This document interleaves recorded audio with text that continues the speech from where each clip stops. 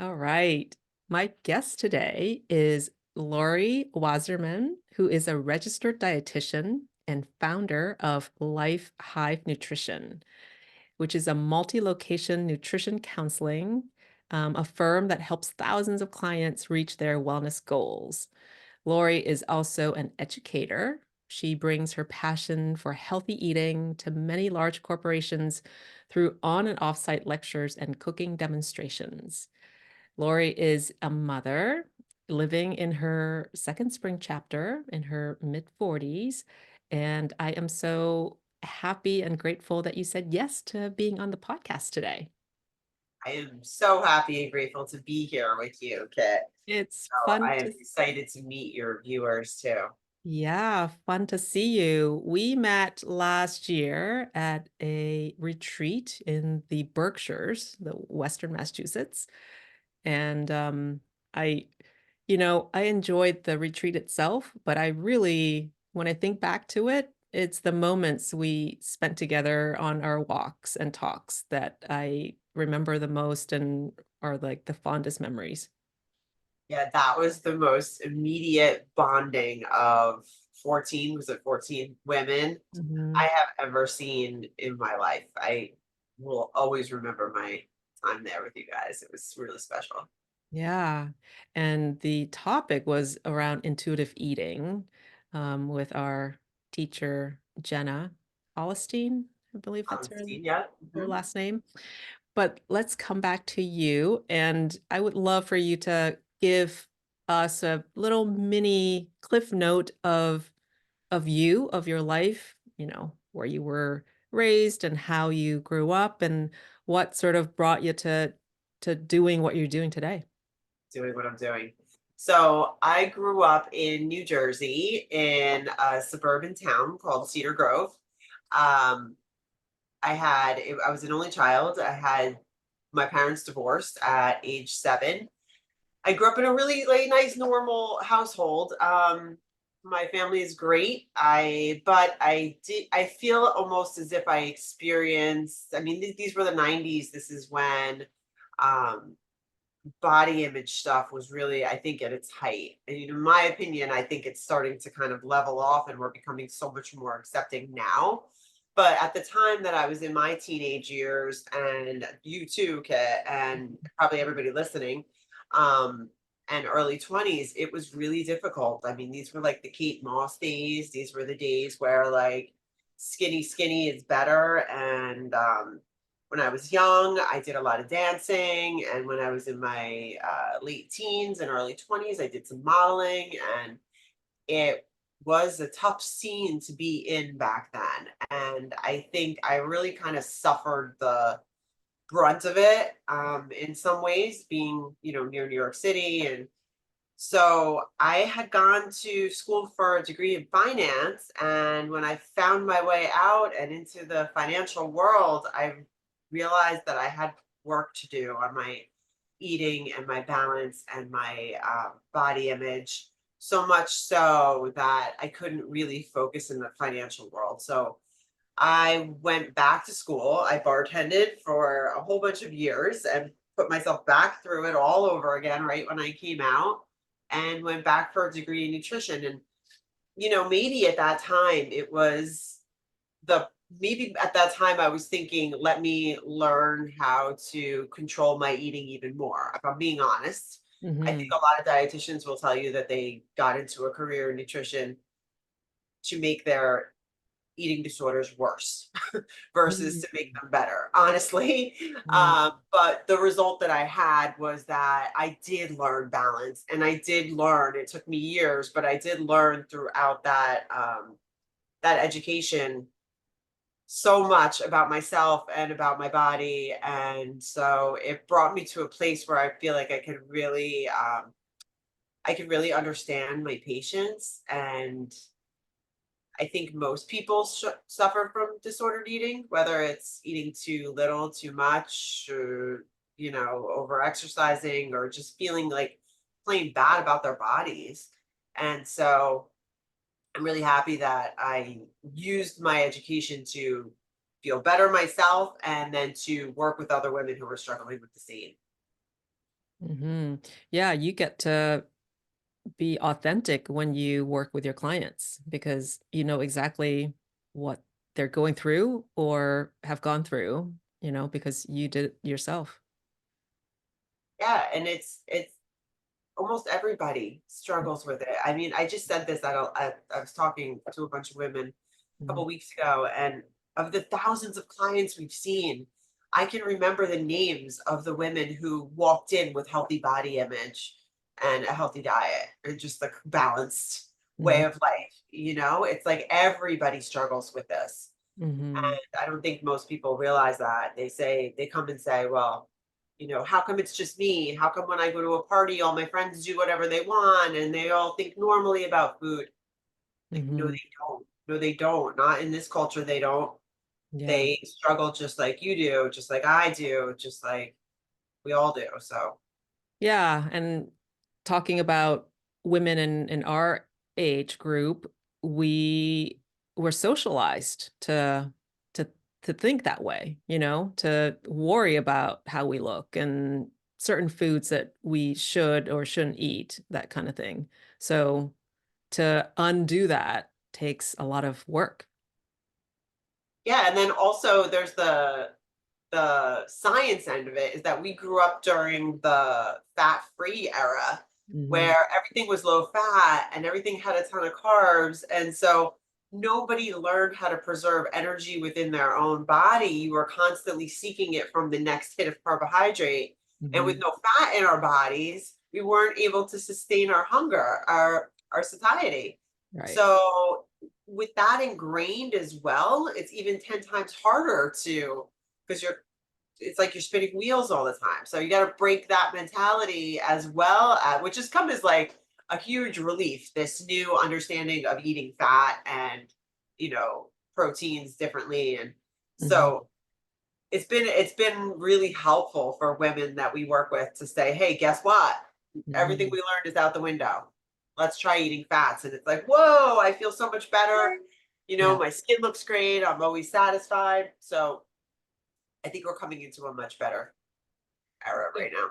So let's see. How long have you been a registered dietitian then?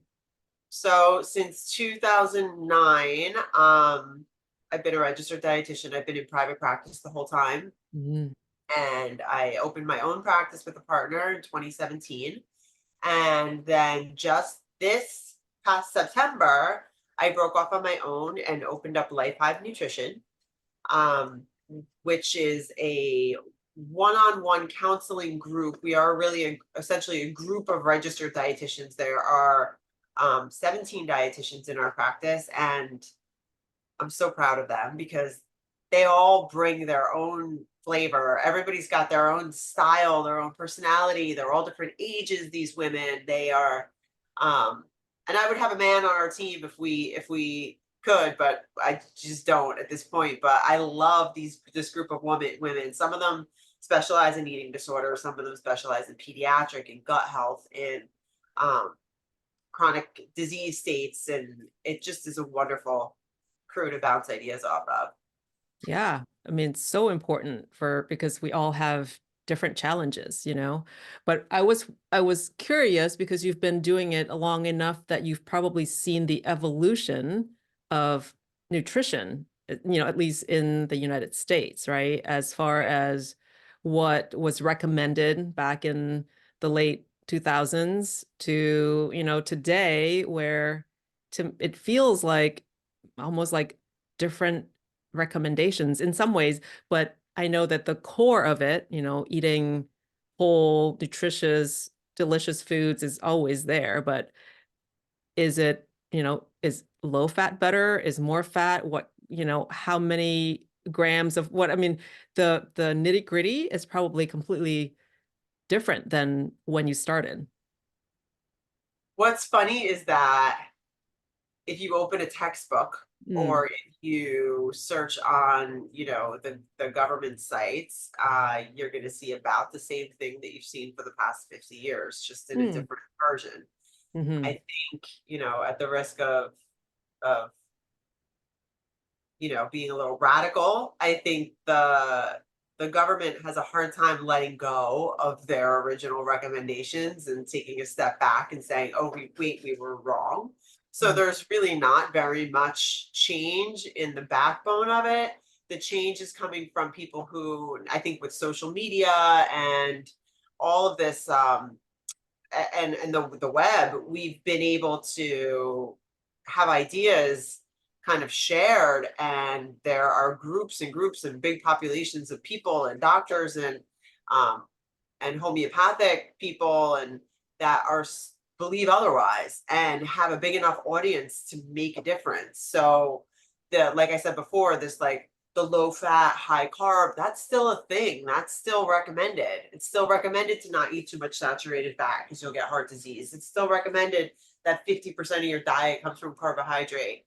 I mean, this is all still a thing because it's got to do with, I think, sales and supply and demand, right? Mhm, mhm, But that's why we have to be brave enough to be able to explore the different ideas that are out there and try them out on ourselves, mhm. experiment with clients, see how they feel, obviously not in unsafe ways, but yeah, it's interesting. The backbone of the recommendations hasn't changed, but the people have changed and are starting to break away from the old recommendations. Yeah, what I appreciate about the change that I have witnessed and, living myself is the customization, the individuality, right? So different bodies will require different things to a certain extent. Different age groups will need, different foods and different levels of energy. There's a difference, huge difference between somebody in their 30s versus, in their 60s. So that concept of like, here's our recommendation, but you have to also find out what works for you and your body in this time, in this window of time that you're living in right now. That's right. Yeah. That's right. And it's constantly changing. And we're at that, I'm at that age, you're at that age, probably where you're hearing a lot from your clients also that, oh my God, what I used to do stopped working yesterday. Like all of a sudden what I've done my whole life is not cutting it anymore. And that's to be expected. We're in a whole nother playing field with hormones and Mhm. changes and then preferences, right? So when your preferences change as well, or your tolerance Mhm. or your emotional needs want to be satisfied through good food, and now we have more money because we're older and we have better jobs, so now we want to go out to nicer meals, and it's our socializing, and all these things come into play. It's like we're like snowflakes in that way, I think. Yeah, that must be so interesting for you to see the range. But let's focus in on our people, like us, let's just I'm gonna be a little selfish here and I don't know, use you as my dietitian for the moment. What is the most common thing for women our age, mid 40s and up? What's their um biggest complaint, shall we say? Well, I think that a lot of things are happening in our 40s. One, it's like sometimes we look and feel similar to when we were in our 30s, except that when we get done with a workout, now everything hurts. And yet we continue to try to beat our body with the same thing we used to do. Mhm. That's my big issue. I was going to these alpha classes, they were called, kind of like a CrossFit type, a lot of plyometric jumping on boxes, lots of squat racks and stuff. And this is what I've done my whole life. And I couldn't see my way out of it until I was realizing, geez, every couple weeks I have to take off a week because something is totally injured. And that can't possibly be, but it is. And so I think meeting the needs of your body, I switched to a Pilates based, workout with non-impact, but I can work so much harder and get Mm. so much more sore. And I really feel like I'm pushing my muscles without breaking stuff, Mm. without like snapping and misery for weeks.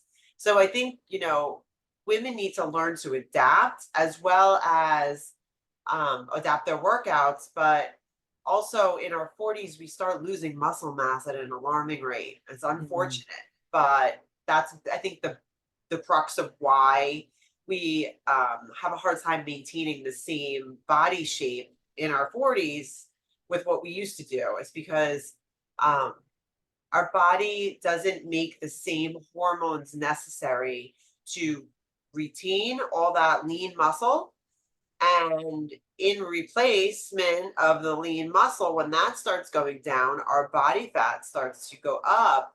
And they say every pound of muscle burns like 9 times as many calories as a pound of fat. Mhm. So as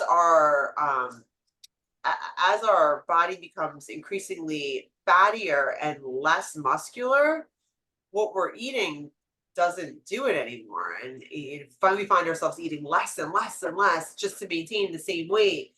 I think one of the important things to do is really work on that musculature. So if we get like behind the problem, Mhm. and like I said, doing exercises that are suitable without hurting us, but that do always work our core, work our back, work our flexibility and mobility, and then making sure we're eating enough protein to sustain that. Because as we eat less and less and less, a lot of times we eat less and less protein, and then we're Mhm. just, again, we're spinning wheels because we're not able to maintain our muscle. So I think it's super important that we eat enough protein to maintain our muscles at this age, this juncture in our lives. I think anti-aging obviously is a big thing for women our age. It's not only about our bodies, but about our skin and our hair, and how do we maintain. So eating a wide range of antioxidants is important, so different types of fruits and vegetables, colors, that's super important. Eating them raw is also really important for fiber.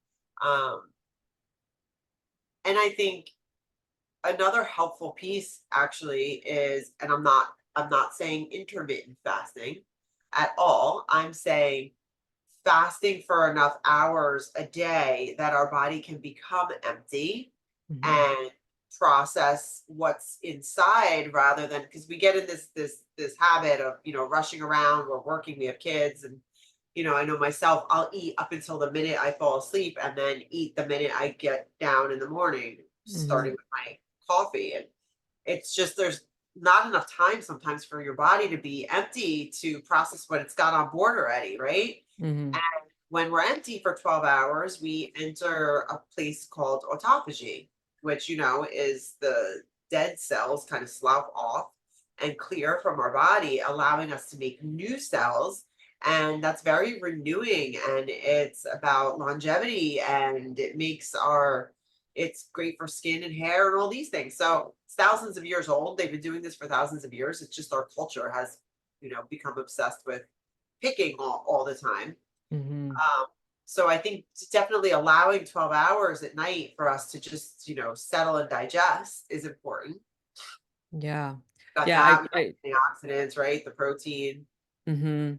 So, is it fair to say that a lot of your clients our age, 40s and up, they are wanting to well, how should I say this? They are frustrated that whatever they were doing before that kept them feeling fit and looking fit and all of that is no longer working, and what am I doing wrong? What should I be doing so that I could feel that same way again? Is that fair to say? Yeah, and it kind of divides where many of these women can't keep up. And Mhm. so they're just watching their body change and not Mhm. okay with it. Mhm. Or they are keeping up, but they're not eating and they're not Mhm. happy and they're not enjoying anything. Mhm. So we have to find that place. And like, to me, the most important thing to do is first become comfortable with the change, Mm.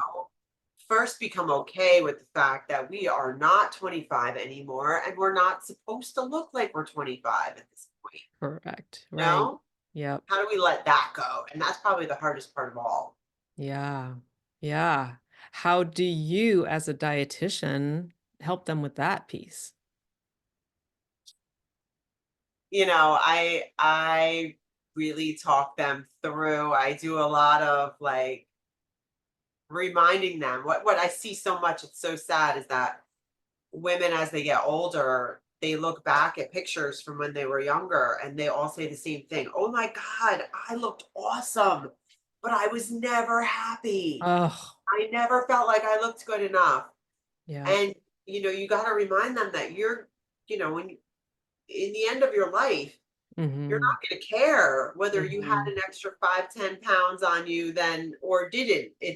None of this really is going to matter in the end. And so I like to recommend a lot of self-care practices like meditation and yoga and um, acupuncture and breath work and all the things that help us to work on the journey inside Mm. versus being so hyper focused on the outside, because we're going to lose what's here, right? Yep. Yep. So We're gotta fighting reality and we lose every time. it's right. That's right. It's Mhm. gonna happen. So can we become comfortable with who we are, And that's, I Yeah. think, the most important take Yeah. home. Yeah, it sounds like that's probably something that they don't really want to hear, right? They're coming to a registered dietitian to please tell Yeah. me what to eat and how to eat and when Yes. to eat and how much so that I can look the way that Yeah. I want to look, Uh-huh. right? Feel the way I want to feel. But yeah, I appreciate that you're sharing that because, you know, whether I like it or not, those thoughts do come through me. If I am feeling bad for whatever reason, it might not have to do with like a body thing, but just feeling blah, it's very easy for that self-critic, the inner critic, to be super loud and super obnoxious. And, it will say all the things that make us feel worse about ourselves. So reminding each other and ourselves of how to, you know, be aware of that, but also ignore or not believe in the gibberish that's being in our head all the time. It's so true what you say, because I do get that like sideways look about when I Mhm. start preaching about self-love and body positivity. It's like, no, I came here to find out how many grams of carbs I can eat with my dinner. I I hear that, and I think it's about like you're not going to tame that outer critic as much as you can build up the curiosity about your mind and your emotions and your inner landscape, which is actually so much more beautiful and exciting than what's on the outside. Yeah. Right. And once you start on that journey and start doing the work, I think, the meditation, I think, is so Mm. important. Like taking the Mhm. time to investigate why you're here, Yeah. that stuff can become more important. Taking the time to be in nature, let those things become more important Yeah. than your physical, and you'll see that that stuff starts to kind of take Yeah. its Yeah, and it doesn't mean that food and nutrition is not part of that. It totally is, right? Because when you feed yourself and are properly nourished, you feel physically good. Your body's excited to be alive. And then that helps with how you feel in your mental emotional state. So it's like this dance, of the balance of what are you feeding yourself physically, how are you feeding your mind, and how do those two things, connect? yes. And then is there enjoyment? I think one of the biggest things Mhm. I've learned for myself and like my cooking at home is I have to throw away the light cookbooks, the Yep. cleaning books, like that stuff. I'll spend 2 hours cooking a meal that's mediocre at best.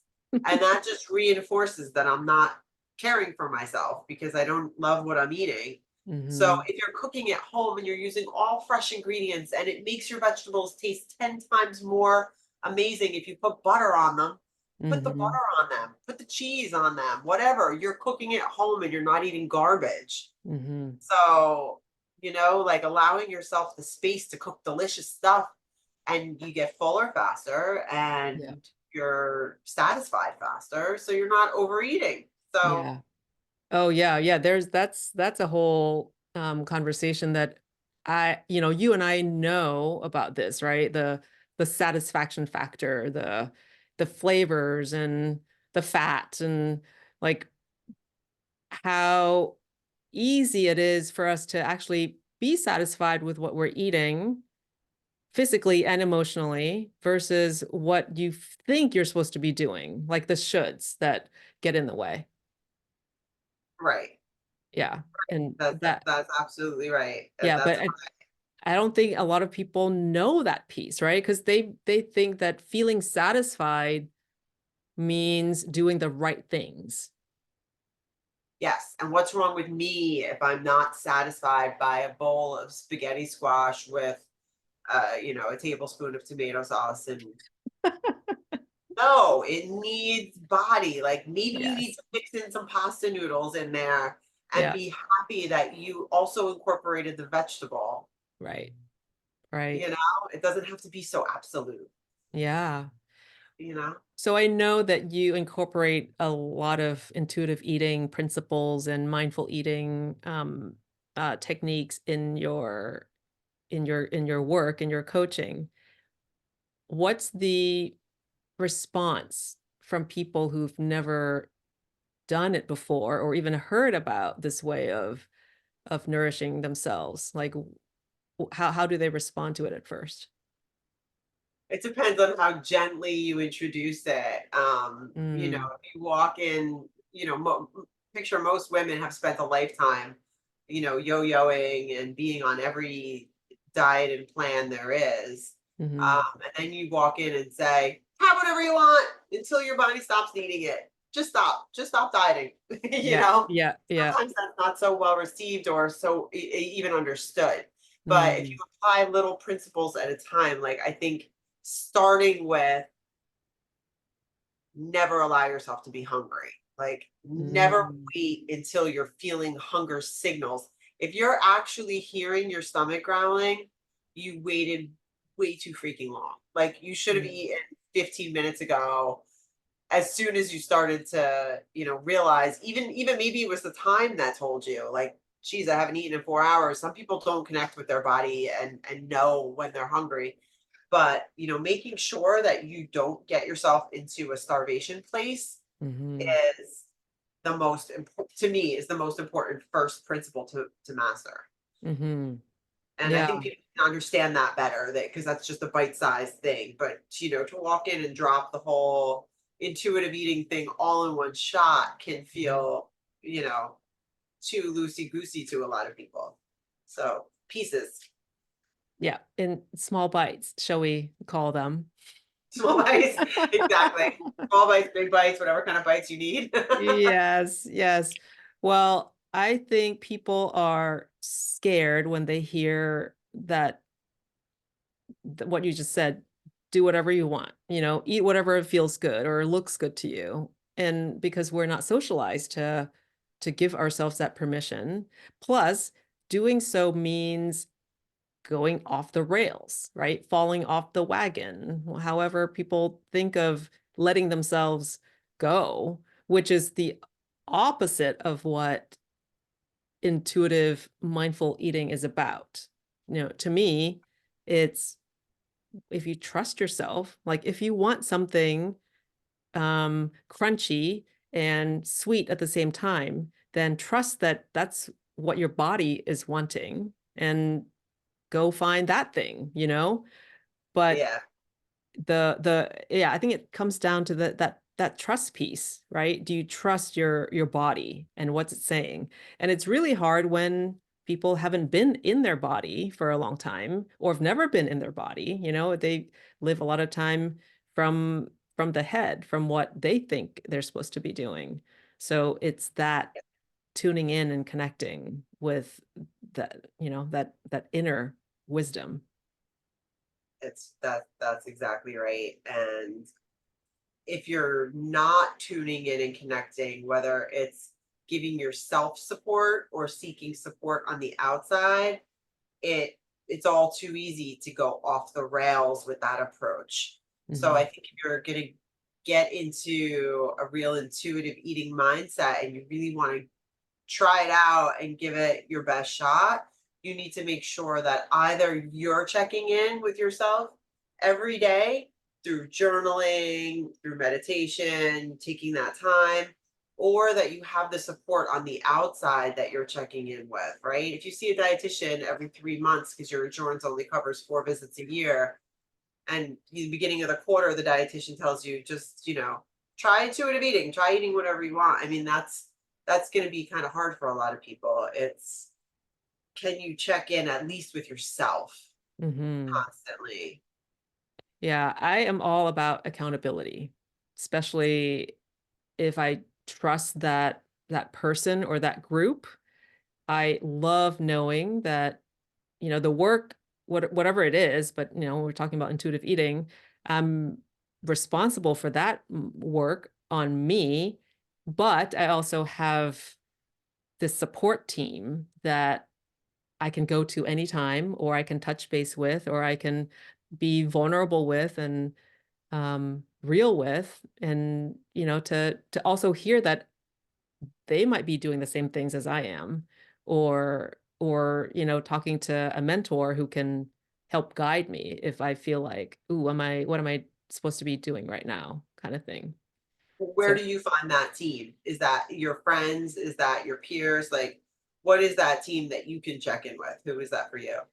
yeah, so I don't really feel like I need a team right now anymore, but when I was doing that intuitive eating work a couple of years ago, I had I had a coach. I had an intuitive eating, mindful eating coach who I actually like became friends with. Um, I'm lucky that when I worked on that piece on myself, it wasn't coming from uh traumatic dieting lifelong experience of negative associations with food. So it was more like, oh yeah, I used to do this, right? I used to Yeah. trust my intuition. And then I kind of had this little journey away from it. So, but me helping people in that field, I love being that accountability for my Yeah. clients, right? Because I can sense that, if they're not they want to do it, but they're not quite trusting themselves yet. So I offer that support for them. And I mean, I know that you do a lot of that in your work. Yeah, we can only do as much as we can do. Um, we have to eventually graduate the session and say to the patient, okay, that's it. You're going out into the world for the next week, 2 weeks, month, whatever it is. But we did start to notice that that element of community is the most important thing. And clients would ask, well, can I just text you every day how I did today? And oh, yes, I wish I could. I wish I could spend the time to check in with each and every one of you. But what we developed on our end that's been super great so far is we created an app so that we could connect our clients with similar struggles through little chat groups and introduce them. And they're all vetted humans, right? Because they're all Mm. our clients. We know them all. It's not like any people from the outside or like trolls are coming in to write stuff that's not true. So in our app, we have lots of groups. We do some wellness challenges. So a lot of the groups are geared toward the company that's doing the challenge or the board of education that's doing the challenge, and then they can support each other in between. But we also are now starting to create groups. For instance, one of our clients the other day asked us to create a group because um, she has PCOS and she's taking weight loss injectable like Ozempic or something. and she just wants the support of people who are in a similar situation. Mm-hmm. So I would like to create a group for people with autoimmune conditions who are using weight loss injectables, because this is what's happening. So many people are using them and they're Mm-hmm. helpful for a lot of people. Mm-hmm. But having the support of other people that they can say, this is how I'm feeling, this is what I'm doing, and always have that constant check-in. And then we have dietitians that moderate the chats just to make sure there's no information going out that isn't really correct. Mm-hmm. Just, sending tips and help and resources to each group. I think, recognizing that it is a community effort, that it takes a village. It says on my Instagram, it takes a village for us to be successful and change the way that we think about food. So getting together and breaking the stigma of not wanting to talk about it and just being able to say, hey, I'm here for you. I understand. I've been there too. Um, Even when it's not a professional talking to a client, Mm-hmm. we're all talking to each other. We can be helpful in our own way just by being loving and supportive and listening. Yeah, it's such a big part of well-being is to feel a sense of belonging, you know? Yes. So when you connect people who are dealing with similar things, immediately, even if they don't know each other, immediately they have something that they can relate with each other. And that alone is so, so helpful just to, yeah, feel like you belong and also feel like you matter, and you're not strange or you're not some, yeah, you're not doing it alone. That's very important. So I'm so glad that you have that as part of the work that you do with people. So speaking of that, tell us a little bit about Life Hive. Hold on, Life Hive. Life Hive. Yeah. Life Life Hive, yes. So Hive. tell us about that so that if people are interested, they can go check you out.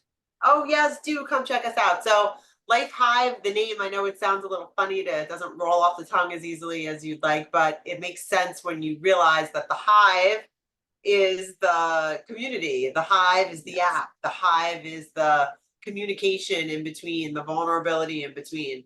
And then, we all are experiencing this life together. So, my group, like I said, there are 17 dietitians in my group, all with different specialties, different personalities, different stages of their lives. So there's always someone there to maybe connect with. You can have a look if you're interested in nutrition counseling and one-on-one, or in hosting a 30-day well-being challenge for your company or your school district or your group or your Hmm. friends. Our website is lifehivenutrition.com. Our social media tag is the same, at Life Hive Nutrition. And our app is Life Hive Nutrition. So you can join the app and we will reach out to you and say, we need to get to know you to be in Mhm. the app. Would you like to have sessions? We accept insurance. We take almost all insurance. So I think a lot of people don't realize that they're covered for quality counseling in Mhm. the food realm.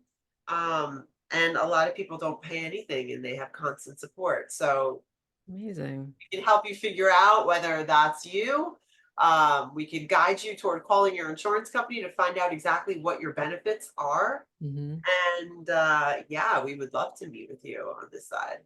Oh, I love that. All virtual too. I mean, we do have an office, but it's in New Jersey. So for anyone outside of this area, we do all virtual counseling too. Amazing.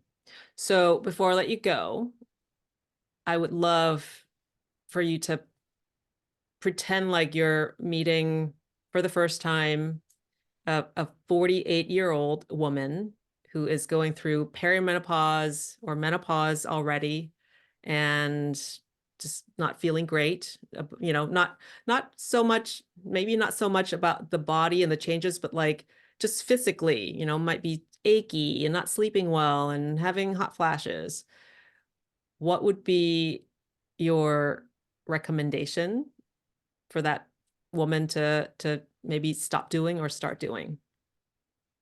Oh, that's a tough one because it could be because everyone is so individual. We all come to the same feeling, but we all have a million different reasons why we might get there. I think the first thing is to trust yourself and know that you have a third eye here that will tell you Mm, exactly what your body needs. So taking the time, I think, to go inward and ask the questions. mm, What do I need? Where am I stretched too thin? Yes, you're achy. Is it because you're trying to fit in a run at 5 a.m. and you're pounding the pavement and your knees don't want it anymore because you mm, have all these other things to do during the day? Asking yourself, maybe it's yoga I need instead. Maybe it's Pilates I need instead. You mhm, know, maybe I'm working out too much. Maybe I am allowing too much time between sessions without stretching. mhm, I think if you sit and think about it and give yourself the space to just be open to whatever comes up, your mm, body will tell you mm. what it is, But right? Lori, I want you to tell me. I'm Oh, you want me to tell you? Well, no, what is it? Then I have to I'm ask you a whole bunch of questions. Do you want to start answering them? I'm sort of joking because I'm with you. Like if if I have a client like that and they just want to hear from somebody else, right? What they should stop doing or start doing or continue doing.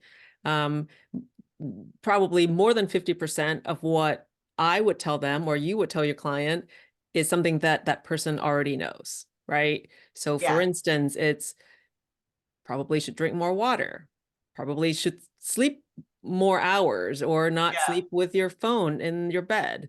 Um, yes, stop doing the crazy cardio workouts 5 times a week. Maybe it's, twice a week and then do something more gentle the rest of the time.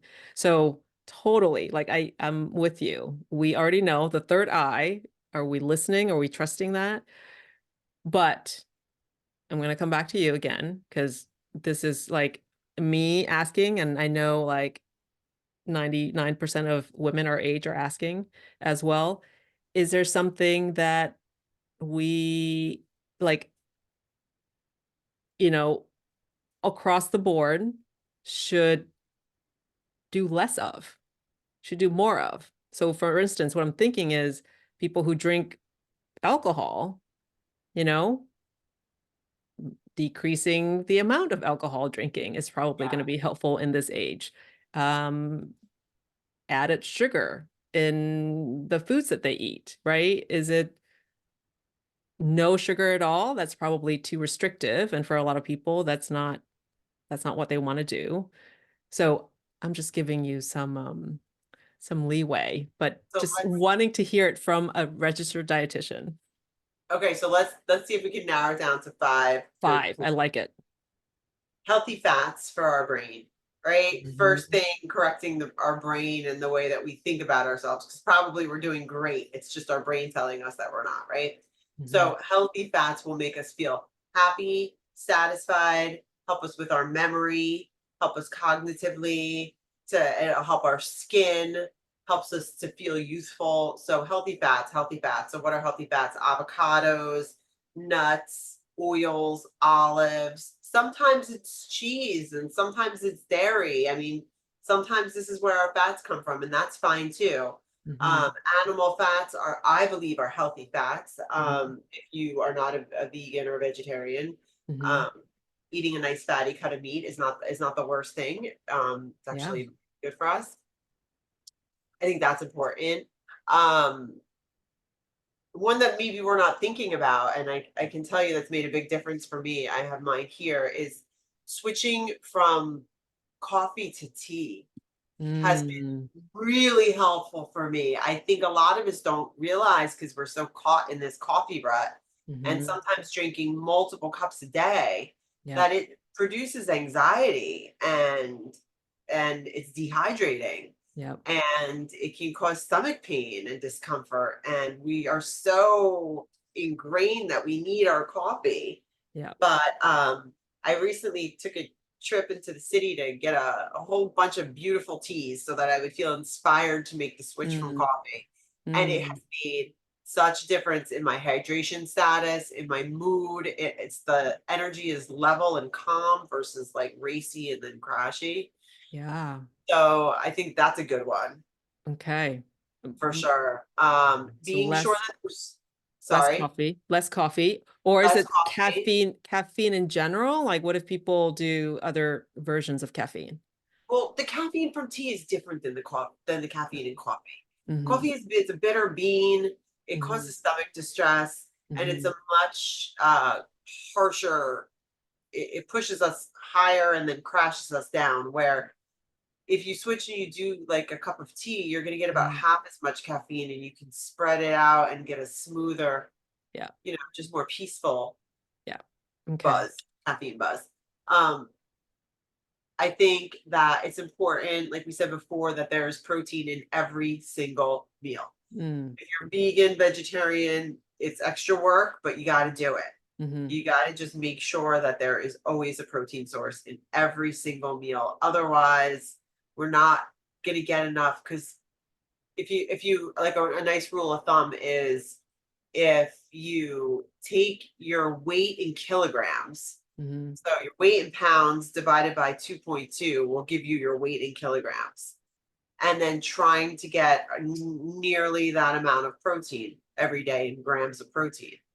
Um, you can't do it all in one meal because that's too hard on your kidneys and your digestive system. So it has to be spaced over your meals. Yes. So it's important that every time you sit down to eat, that there's a good, healthy protein on your plate, Okay. like solid protein. Um, Sleep Mm-hmm. is, non-negotiable. Mm-hmm. I know a lot of women our age have a hard time getting into that good restorative place Mm-hmm. um, of good sleep. I think it's important to know that lying still with your eyes closed without being distracted is somewhat as good as sleep. Mm-hmm. So don't beat yourself up if you're not actually dreaming. If you are in your bed with your eyes closed and trying not to move, you're getting a lot of the restorative benefits of sleep anyway. Yeah. So that one is super important. Movement every day is super important. We've come such a long way from the days where we used to lift up our garage door every time we walked in or get out of our seat to change the TV, Mm-hmm. we're pretty sedentary these days. So I think making sure that we are moving for at least 30 minutes a day at the bare minimum, even if it's not intensive movement. Mm-hmm. Just being active. Yeah. Yeah. Well, I wrote them down. Let me repeat and see if I got them right. Good fats have that or increase the amount of good fats that we eat from things like nuts and avocado and oils, seeds, and animal protein, and some dairy would be a great sources. Decrease coffee, especially like coffee, and replace it with teas. Increase your protein or have protein in every meal so that we have well-sustained energy. Prioritize sleep, even if it's being still in bed with our eyes closed. That is as restorative to the body as sleep itself. Hmm. And be active every day. I Five love things. that. Midlife women. Okay. That's a good roundup of 5 things to work on. Do one at a time, master one at a time, right? Yeah. Well, and I was thinking too that, like everything else, even if you do a couple of things or even one thing at a time, like increasing your activities or having more protein or having less caffeine, just literally like just working on one of those things at a time, it's going to impact the other things, right? Yes. Sleep Yeah. being one of them. If you are more active during the day, your body will be ready to sleep more than not. If you have less caffeine, again, back to Yes. sleep, you're going to sleep better. And then when you sleep better, you feel more apt to move more. That's And right. yes, you could start to see how they're all linked together. And when you break the chain, something fails, you know? That's right. That's right. Yeah. Well, I love the five, and I want people to go check out Life Hive. I did that on Yes. purpose. I don't know if you knew the. Life The Hive. rhyme, the five with the life hive. Uh, So it's the Life High Five. We should make it the Life High Five. you're welcome. You're welcome. You can say Thank that it you. came from this conversation. I will say that. Um, thank you so much for coming on and for your wisdom. And I'm so grateful to have you in my life. Oh, thanks for having me. You are a true gem to this world and for me, and I appreciate being here every second of it with you guys. Oh, thanks, Lori. Thank you. Bye.